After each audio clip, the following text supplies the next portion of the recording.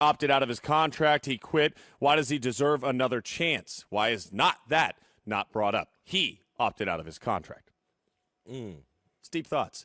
This one, I'm so sick of hearing about Tom Brady, I want to puke. Even though he's 40, happy birthday, Tom. This guy must really love you. Let some of the quarterbacks knock him on his butt a few times, and he will be running. Some of the quarterbacks? That's what he said. Tina, not sure you meant quarterbacks. Yeah, I don't know. That must be a typo. Somebody also alluded to that you can't eat holes. The donut holes? The donut holes. You can't eat holes. So that's why you call them munchkins. Again, we're tomato. Well, it means something to some people. I mean, this is how people start their day. They have coffee. They have munchkins. They have a bagel. They listen to Mike and Mike. They listen to Mike and Mike. So if it's all about terminology. If it's not correct, you have to become correct, so to speak. All right. This tweet came in from Wentzwagen. He said, Sean Farnham, you're pretty cool, bro. First time watching and listening to you. How about our shirts? Hold on. I already love Willie. Why not? I mean, who doesn't love himself some Willie Cologne? Listen, Willie's a popular name, and anytime you put Willie and fun together, it's just a good time. So. All right, we continue to roll along here on Mike and Mike, ESPN Radio, ESPN 2.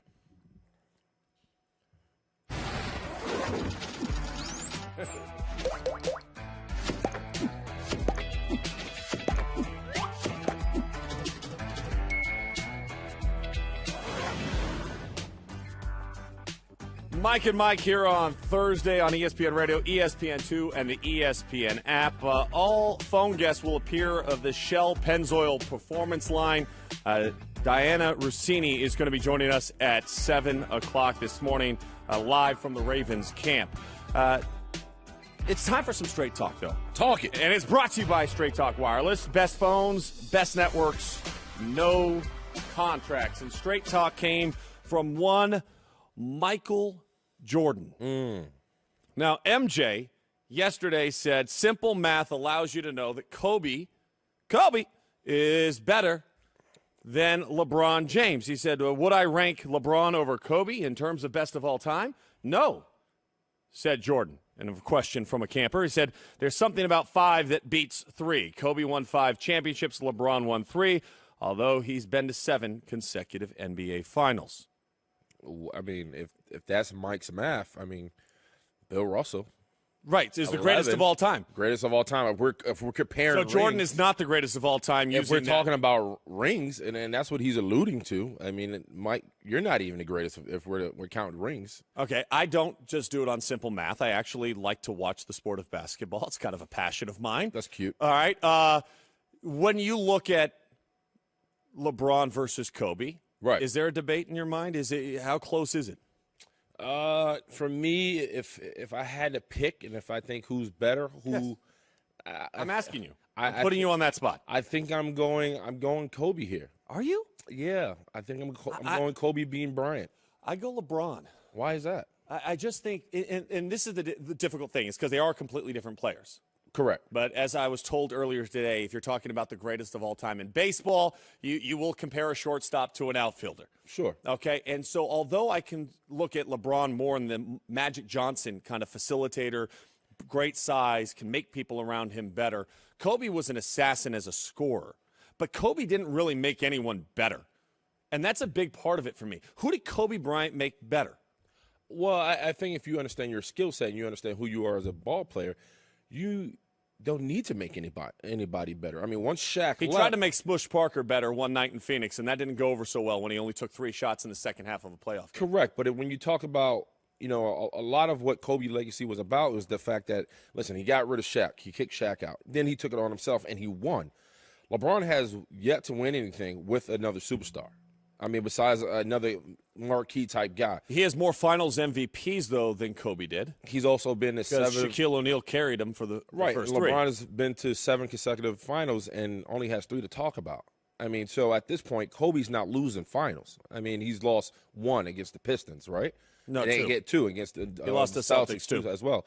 But outside of that, I mean, he's not losing finals. LeBron, he struggles. He gets there. I mean, it's hard to get to the finals. I'm not going to. Is the league more difficult now? Like when you look at these super teams and the way that the NBA has shifted. Is it difficult? No. I mean, for LeBron, he's in the East. He's king of the East. There's nobody he's competing with. But when you get to the finals and you're going against a team like the Warriors.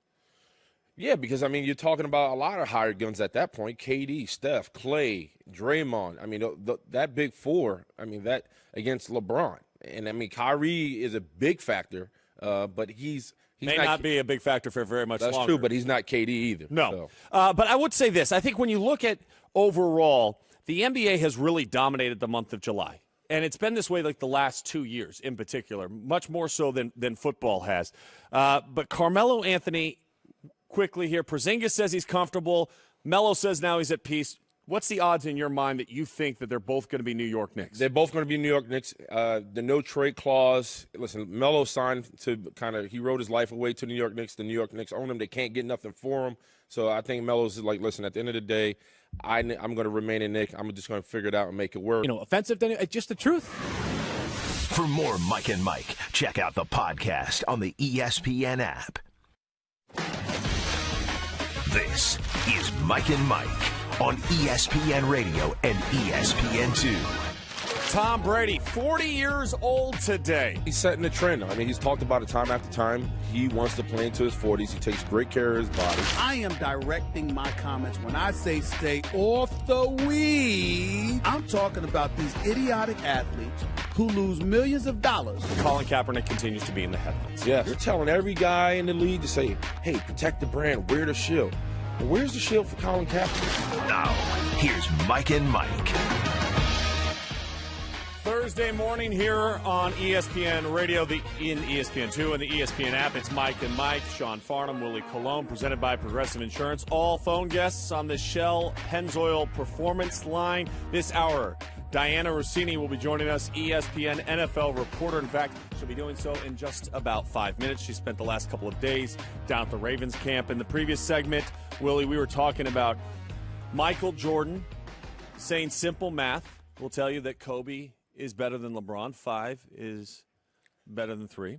Right, and 11 is better than anything else in the else, NBA. Right. That is why I love this tweet from James Allred, who tweeted us at Mike and Mike. He said, according to MJ's math, Robert Horry is one of the greatest of all time. Robert Horry, Big Shot Bob, played on multiple teams, came through. I mean, he has a point. He has look at the rings. He has the rings to prove it. I mean, I don't know when last time I watched the show and Greeny pointed it out. When Jordan playing, we weren't talking about rings. It wasn't until LeBron came along and we started realizing, like, listen, this kid could be surpass Jordan, that we start comparing rings. Here's the thing. When you look at the NBA, everything is always about Jordan, right? That's the comparison point. If you're great now in this era, you're compared to who? You're chasing a ghost. You're chasing somebody you don't play against anymore. You're chasing against the legend that is Michael Jordan. Correct. It was Kobe's chase. It's LeBron's chase. It's whoever's next chase. And it's going to always be that way. I think at some point in time, and there's been a lot of people that have been tweeting and talking about, but he cries and his body language. Kobe's better mentally than LeBron is. LeBron is a more skilled player. And I think you can debate all of that. But the one thing I think that is the reality is that they're trying to chase something that they will probably never obtain, and we will view players differently after they retire. I think we're viewing Kobe different now in even the short period of time that he's retired. And when LeBron's all said and done and his whole resume is complete and we know what that resume looks like, I think it's only then when we maybe appreciate LeBron more than we do right now. I agree we're watching history, but I think D. Wade came out and when he was talking about his friend LeBron, he goes, listen, you're never going to catch him, Mike, so stop making that the goal. Just live your dream and live your legacy, because that's ultimately what you're going to be judged by. Kobe modeled his game after Mike. Right. LeBron wore 23 because of Mike. So there's a lineage, there's a bloodline there that they continue to kind of who's better than who. I think we're watching somebody in Kevin Durant who's surpassing both of them. I mean, I think we're watching Kevin Durant. We're seeing his eagles, his wings spread open. Now he's turned into something that I think LeBron doesn't have an answer for at this point. Let me tell you a story about Kevin Durant. I was at UCLA, and a lot of the pros come and work out at UCLA during the summer. This was after he won the MVP. And he's in Los Angeles training in the middle of July. So camp starts at like 9 a.m. Before we arrived, he had already finished an hour-and-a-half workout with a personal trainer. Gone. We go to lunch with all the campers. we come back after lunch. He is in the gym going one-on-one with James Harden, and this is after James Harden is already obviously off OKC. And he's going one-on-one, no dribbles, for an hour. I stopped, and I didn't even go to lunch. I just watched. Just watched. It was incredible. He then leaves. Now, again, this is a Friday in July. You've already won the MVP. You've already put in 2 workouts. Camp ends. All the coaches come back down, and we all play a pickup game at 10:30 at night. At 10:30 at night, he was wearing a weighted vest with an individual coach back on that court and did another hour and a half. He is a relentless worker. And I think you're right. I think that maybe these finals, and I think the finals kind of changed a lot of people's perspective on Kevin Durant. Sure. He took a lot of flack over the last year. I mean, he delivered. Because he made the move that he made. But then yet, in the biggest of moments, he stepped up and shined brighter than anyone else. Think about how vocal Steph Curry has been. I mean, this whole team, now that Kevin Durant, has joined them, they seem to have a new swag to them, almost to the point where they're turning into the bullies on the block. They realize, like, listen, we have Jeremy Renner coming on, and one of my favorite lines from the Avengers is when Tony Stark says, "You may have an army, but we have a Hulk." Now that the Golden State saying, "Hey, you can have LeBron, we got KD," it's different. You can't beat us. Stop trying. Only way we're going to stop if we break the club up. And that's not happening anytime soon. So Golden State, they're just running away with this thing.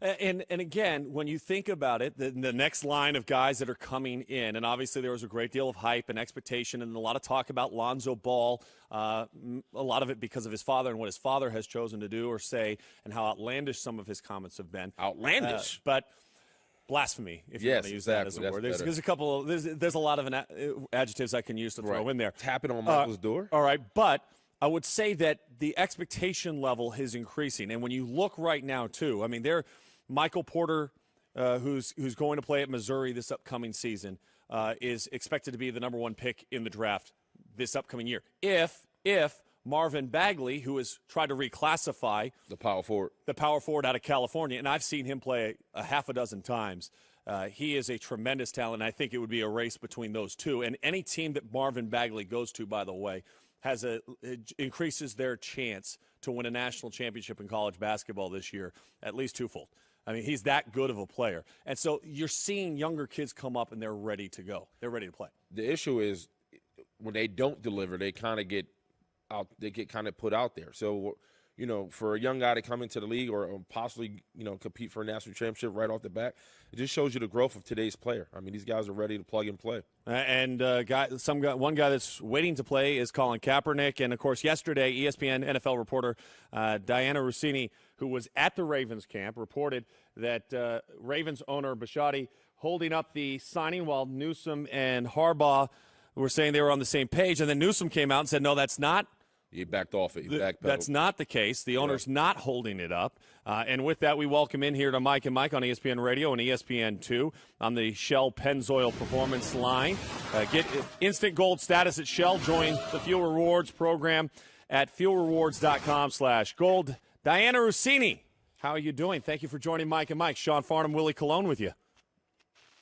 Good morning, guys. Thanks for having me on today. This is so different. I mean, it wasn't that long ago that I joined you on SportsCenter during the NCAA tournament, and you were interviewing me, and now I get to turn the tables, and I get to interview you. This is kind of exciting. I know. They finally put the professional in the host chair here. Oh, so there you go, come Sean. on. Don't say that. Well, someone's got to help you out. I heard, a lot of people have been talking about, your production there on the show, and, you're getting average numbers. So I'm here to help you to get those numbers up right now. Thank you. I appreciate it. Obviously, you had a good time in Baltimore. The good thing was there was nothing to talk about while you were there, and you were trying to reach and really pull for a story. But somehow, some way, something happened, and now we talk Colin Kaepernick with you. What do you feel about what Ozzie Newsome said when he came out and kind of basically contradicted your report? Yeah, well, I feel like the Ravens had to probably respond to what I reported. But if you actually see what I reported and what I've been talking about on SportsCenter and NFL Live, was basically that both John Harbaugh and Ozzie Newsome, the general manager, are on the same page. They both want to bring Colin Kaepernick onto this roster because of his football ability, but they're getting resistance from the owner, which is different than the word block. He hasn't been able to make that decision on whether or not he wants to go for it just yet. We know as an owner, he's got to look at this organization globally. He has to look at all the different parts of it. Coach, GM, they're looking at a position right now where they have a hole, and that's because Joe Flacco is sidelined. He's got this back injury, and there's no specific timeline for his return. Ryan Mallett has taken over first-team reps, and I was at practice on Monday and Tuesday, and I was able to witness their offense and watch some of their full-team drills, and you could obviously see that Ryan Mallett is struggling quite a bit, and their offense just does not look sharp. And it's difficult for them to get ready during the preseason here, or at least during training camp, if the quarterback can't run the offense. So that idea that John Harbaugh, who I think we pointed out many, many times, as we know, his